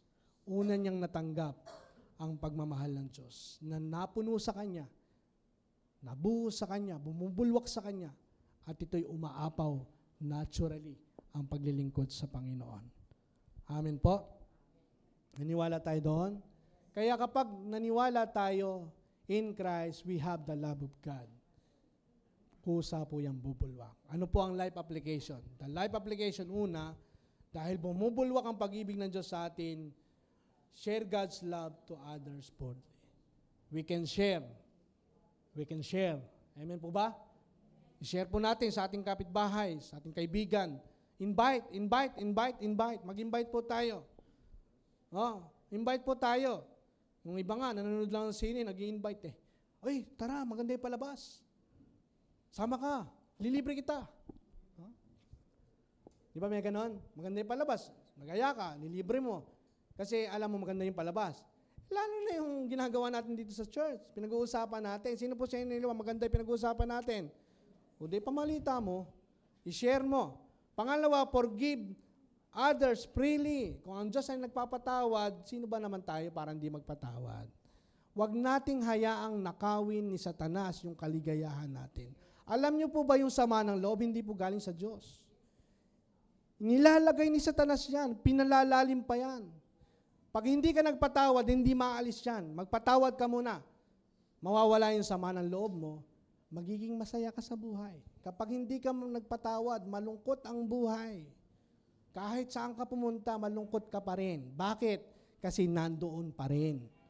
Magpatawad ka para ikaw ay umayos. Maging masaya. Sino sa inyo gusto maging masaya? Forgive others freely. Pangatlo, encourage one another openly. Encourage natin si pastor. Encourage natin ang mga kapatid. Ang bawat isa, encourage natin. Minsan, meron kayong hindi nakikita sa church. Tawagan nyo, i-text nyo, kumustahin nyo, kumusta ka na, hindi na kita nakikita. Alam nyo po ba yung late na encouragement? Nakakadulot po ito ng magandang bagay sa mga taong ng problema, sa mga taong hindi nila alam kung anong gagawin nila. Pero dahil sa encouragement mo, pangumusta mo, sila po ay nabubuhayan ng loob. Pang-apat, rest in God's love. Secure. Tandaan po natin, yung pag-ibig ng Panginoon hindi pa bago-bago. Hello. Secure tayo sa pag-ibig ng Diyos. Amen. Sino sa inyo niligtas na ng Panginoon? Secured ka. Wala nang pwedeng umagaw sa'yo. No? Yung hindi ka lang umaten, hindi ka naligtas. Hindi po ganon. Lumipat lang pala ng church. Pero yung pastor doon ay hindi nila, backslider yon kasi hindi na sa kanila umaten. No? Dito po sa church na ito, pinararating namin sa inyo, anuman ang iyong pupuntahan, basta ikaw ay may kay Kristo, lumipat ka man o manatili ka rito, dahil kay Kristo, ikaw ay secured. Mahal ka ng Panginoon. Amen? Panglima, give generously. Ang lahat ng nangyayari dito, komportableng lugar, ay dahil sa pag-ibig ng Diyos. Pinadadaloy lang po ang pag-ibig ng Diyos sa bawat sa atin para tulungan ng church. No? Sino sa inyo gusto magkaroon ng sariling church building? Gusto natin yun eh. Kailangan natin mag-ipon. Ano? Tulungan natin ng church para makaipon, para makapagpatayo tayo ng sariling church. Hindi na tayo mangungupahan. Amen? Naniniwala tayo doon, sapat ang biyaya ng Diyos. Amen? Ano po, pakiulit po yung ating application. Pakibasa.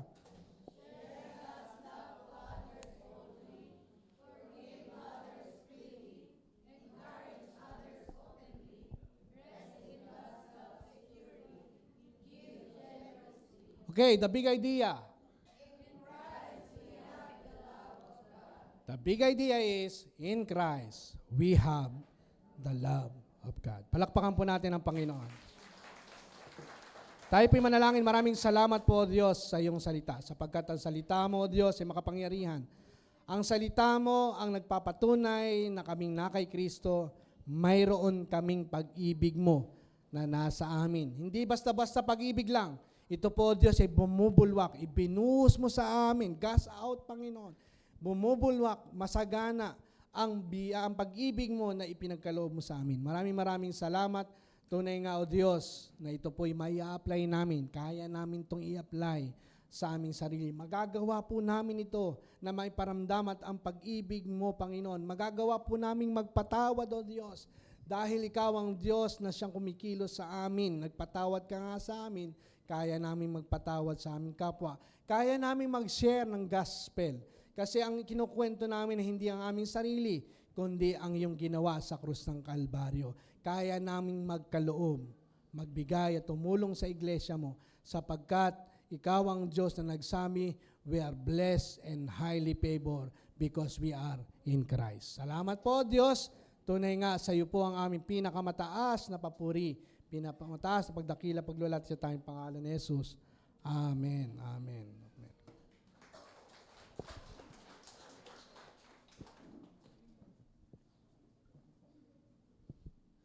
Sige po, tayo po ay dadako sa pagpira-piraso ng tinapay.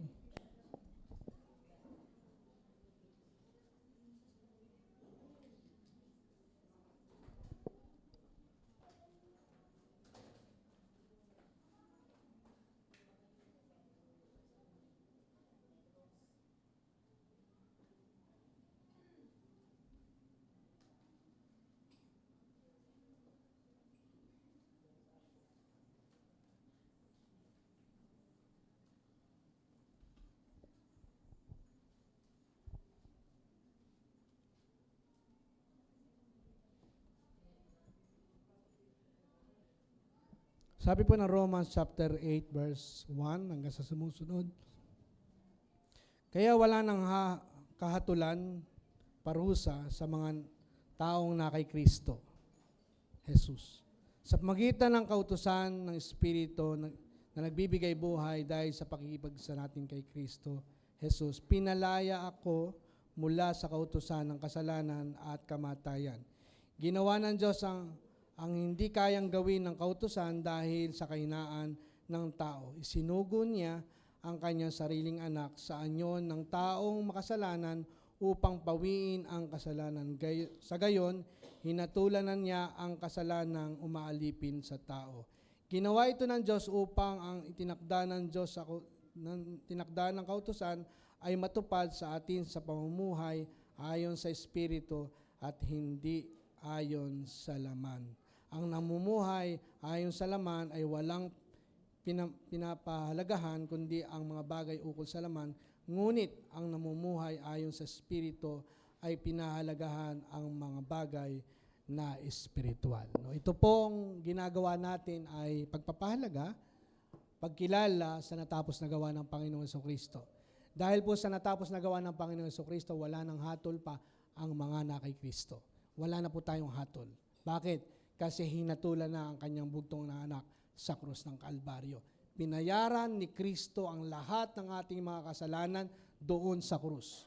Pinatawad na ang ating mga kasalanan kasi tayo po ay na kay Kristo. Ano po ginagawa natin ngayon?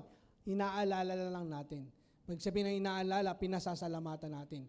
Sasabihin natin, salamat po Panginoong Yesus sa katawan, sa tinapay, simbolo ng katawan. Sa pamagitan ng kanyang mga latay, tayo nagsigaling. Sa pamagitan ng wine, ay ito po yung simbolo ng kanyang dugo na naglinis sa ating mga kasalanan. Ano po sasabihin natin? Salamat po, I am righteous and holy like God. Ako po'y matuwid na, ako po'y banal na, ako po'y malinis na sa aking mga kasalanan. Yun po ang ating inaalala. Pinasasalamatan natin ang kanyang katawan sa pamagitan ng kanyang mga latay. Kung may sakit ka, may karamdaman ka, angkinin mo sa pamagitan ng latay at sugat ng Panginoong Hesus, ikaw ay magaling na. Deklara mo, ikaw ay magaling na. Paniwalaan mo, ikaw ay magaling na sa anumang karamdaman.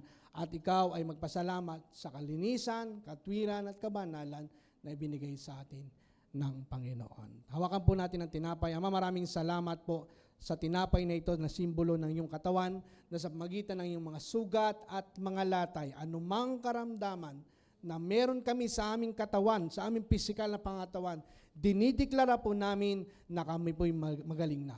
Pinapahayag po namin na ito'y magaling na. Ito po'y pinaniniwalaan namin na kami magaling na. Kami po'y malakas, malusog, masigla. Pinagpala at pinaburuan, kami po'y mabubuhay ng mahaba. Salamat po sa inyong katawan. Sa pangalan ni Jesus, kainin po natin.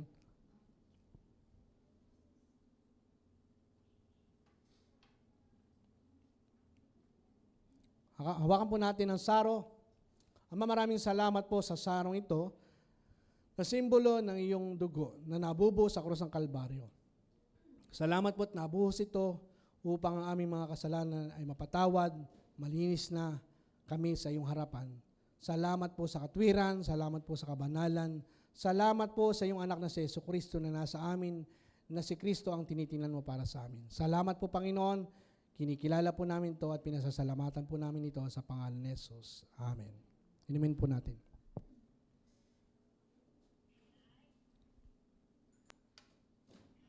Tayo po'y manalangin. Ama, maraming salamat sa kagalingan na ibinigay mo sa bawat isa sa amin. Salamat po sa kapatawaran, kalinisan ng aming buhay. Kami po'y matuwid at banal sa iyong harapan dahil kami ay na kay Kristo. Salamat po, Diyos, sa iyo po aming papuri, pagdakila, paglad sa tanging pangalan ni Jesus. Amen.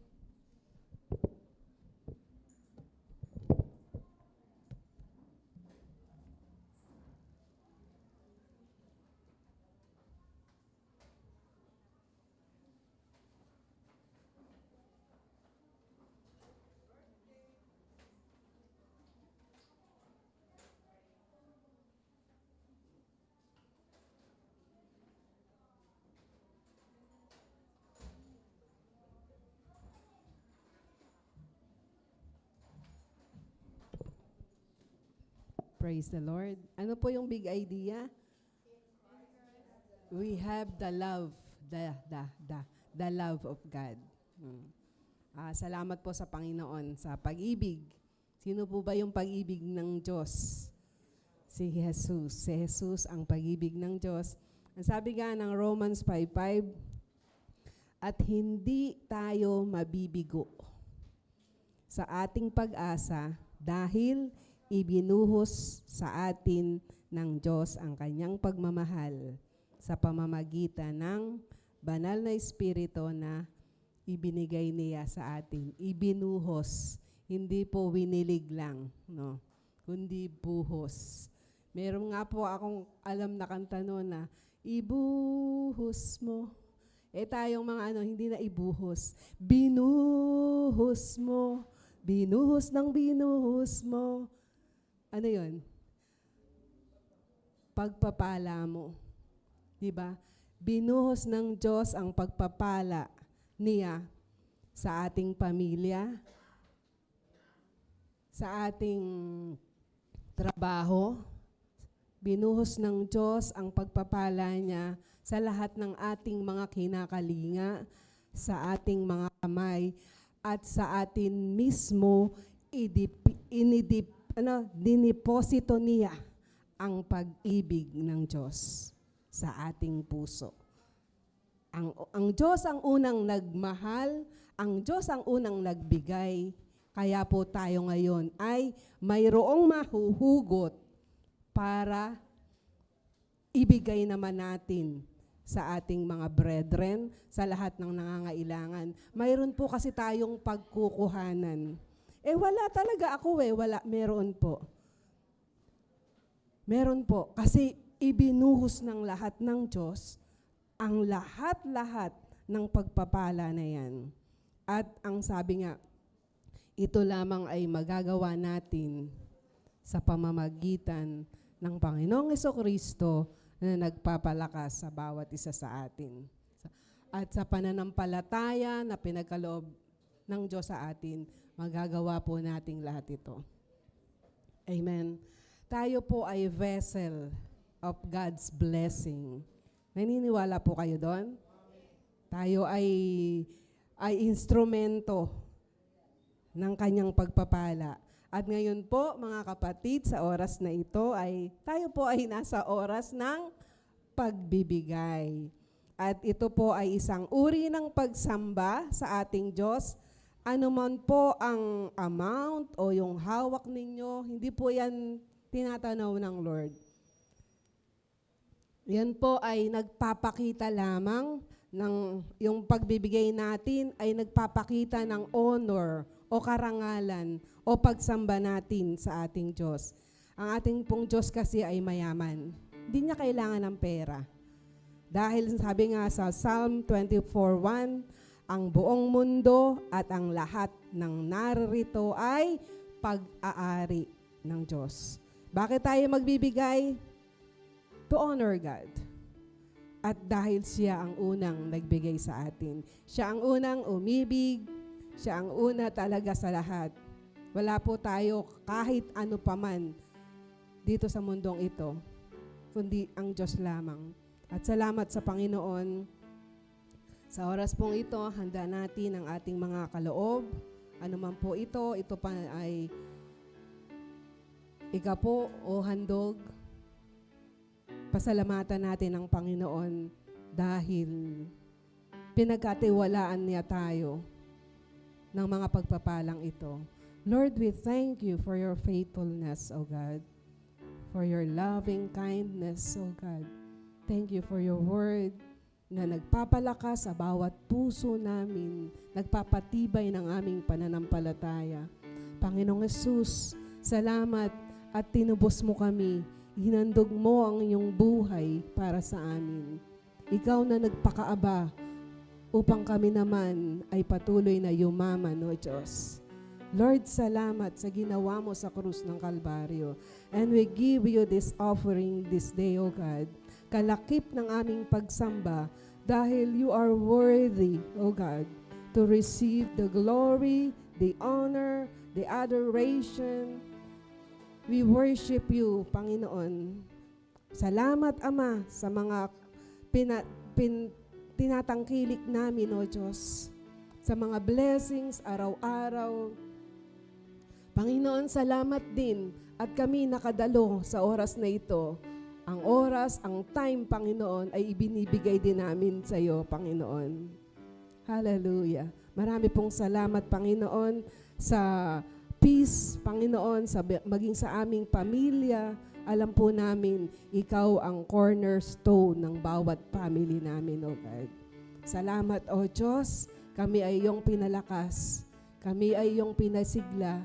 Kami ay patuloy na naniniwala at nananalig sa iyo kasi we are in Christ, O God. Salamat sa pag-ibig mo na gayon na lamang.